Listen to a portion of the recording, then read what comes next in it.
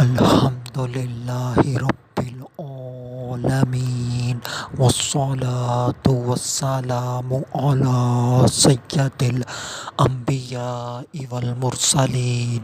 اما بعد فاعوذ باللہ من الشیطان الرجیم بسم اللہ الرحمن الرحیم وقرن فی بیوتکن صدق اللہ العظیم، اور اپنے گھروں میں ٹھہری رہو۔ آج کا جو میرا عنوان ہے وہ ہے پردہ کرنے میں اگر گرمی لگتی ہو تو درود پاک کی فضیلت۔ نبی اکرم نور مجسم صلی اللہ علیہ وآلہ وسلم نے ارشاد فرمایا، تمہارا مجھ پر درود پاک پڑھنا پل صراط پر نور ہے۔ صلو علی الحبیب صلی اللہ تعالی علی محمد صلی اللہ علیہ وآلہ وسلم۔ پڑھیے، الصلاۃ والسلام علیک یا رسول اللہ وعلی آلک واصحابک یا حبیب اللہ۔ اگر گھر میں داخل ہونے سے پہلے گلی کے اندر یا پھر سیڑھیاں وغیرہ چڑھتے ہوئے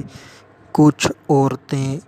برقع اتار دیتی ہیں تو ایسا کرنا کیسا ہے؟ تو اس کا جواب سماعت فرمائیں کہ جو لڑکیاں اپنی گلی میں جب آ جاتی ہیں اس وقت برقع اتار دیتی ہیں، یا پھر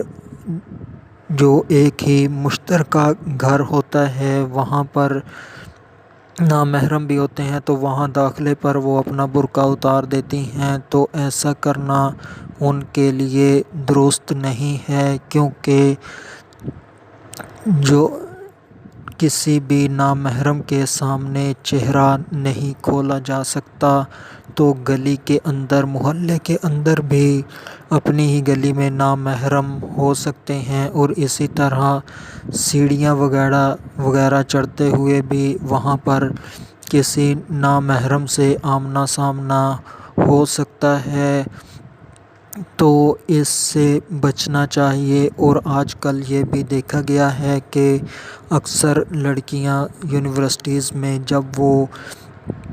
کلاس سے باہر ہوتی ہیں، یعنی کہ جا رہی ہوتی ہیں یا آ رہی ہوتی ہیں یونیورسٹی وغیرہ میں، اس وقت تو انہوں نے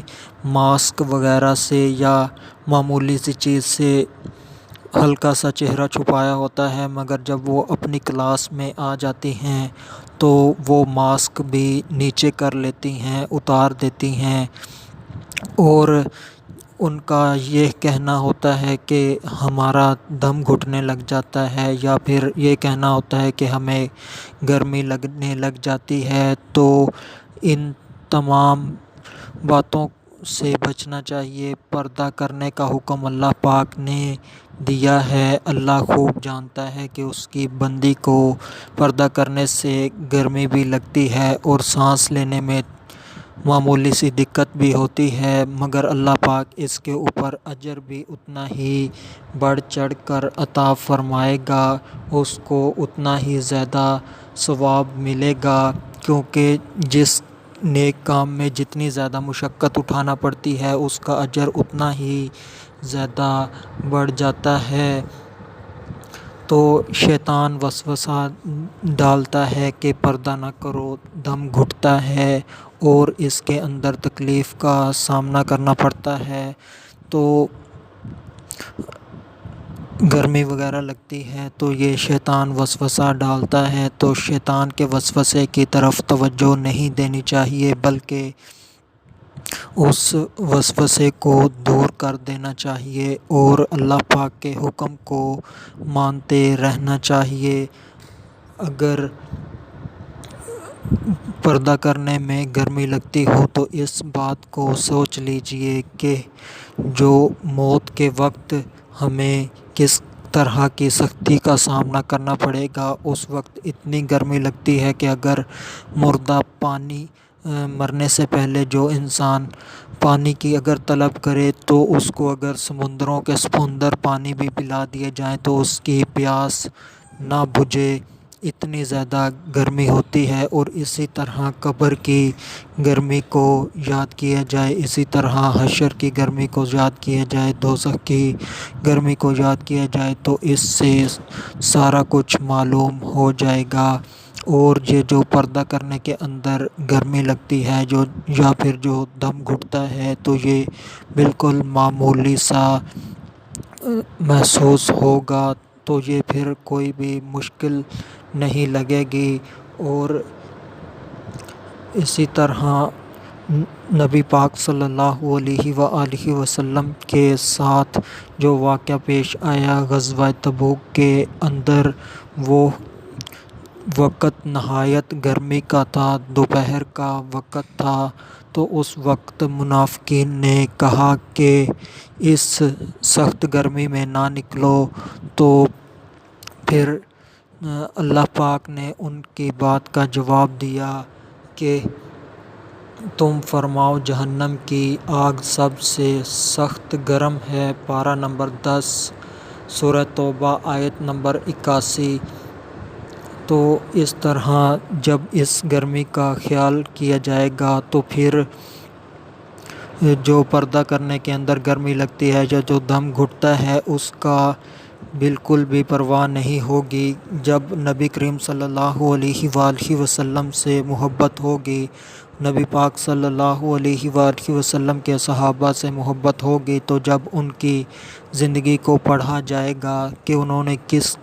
طرح کی گرمیاں برداشت کیں، اس قدر سخت گرمیاں برداشت کیں کہ روزے کی حالت بھی ہوتی تھی، جنگ بھی کر رہے ہوتے تھے، اور جب افطار کے وقت جو سحری افطار کے وقت سامان ہوتا تھا وہ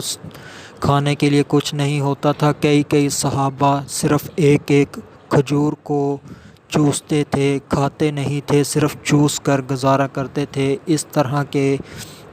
صحابہ کرام کے ساتھ حالات ہوئے تو انہوں نے اتنی تکلیفیں برداشت کیں، تو آپ بھی پردے کی تھوڑی سی گرمی یا تھوڑا سے سانس میں تکلیف کو برداشت کریں اور اس کے اوپر ثابت قدم رہیں۔ مفسر شہیر حکیم الامت حضرت مفتی احمد یار خان فرماتے ہیں کہ حضرت سیدنا ابو خثیمہ رضی اللہ تعالی عنہ سفر کر کے اپنے باغ میں داخل ہوئے، یہ وقت نہایت گرمی کا تھا اور انہیں بھوک اور پیاس وغیرہ بھی لگی ہوئی ہوگی، تو جب یہ باغ میں داخل ہوئے تو وہاں پر گرم روٹیاں موجود ہیں، وہاں پر خوبصورت بیویاں موجود ہیں، وہاں پر ٹھنڈا پانی موجود ہے، تو جب انہیں معلوم ہوا کہ نبی پاک صلی اللہ علیہ وآلہ وسلم غزوہ تبوک میں ہیں اور اس قدر سخت گرمی کی حالت میں ہیں، تو انہوں نے باغ کے اندر نہ گئے، یعنی کہ آرام نہ کیا، پانی نہ پیا، کھانا پانی نہ کھایا، بیویوں کے پاس نہ گئے، بلکہ وہ اسی سفر کی تھکن کی حالت میں نبی پاک صلی اللہ علیہ وآلہ وسلم کی بارگاہ میں پہنچ گئے، اس مقام پر پہنچ گئے جہاں پر نبی پاک صلی اللہ علیہ وآلہ وسلم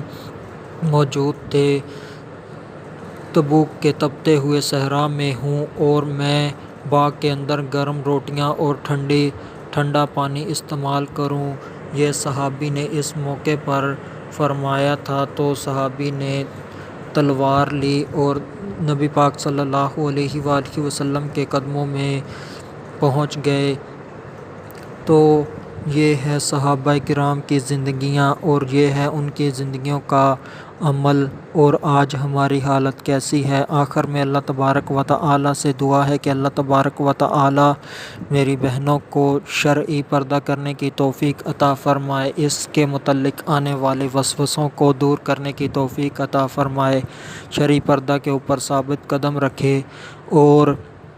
ظاہری پردے کے ساتھ ساتھ عملی زندگی میں، بول چال میں، تعلقات میں، معاملات میں، لین دین میں، کیونکہ یہ نامحرم کے ساتھ بول چال یا پھر کوئی چیز لینا دینا یہ ہو سکتا ہے، تو اس وقت بھی شرم و حیا کا مظاہرہ کرنے کی توفیق عطا فرمائے، اور تنہائیوں میں اپنے ہی ہاتھوں اپنی ہی جوانی برباد کرنے سے بچائے، تنہائیوں میں موبائل کے غلط استعمال سے بچائے، تنہائیوں میں انٹرنیٹ کی گندگیوں غلاظتوں سے بچائے، تنہائیوں میں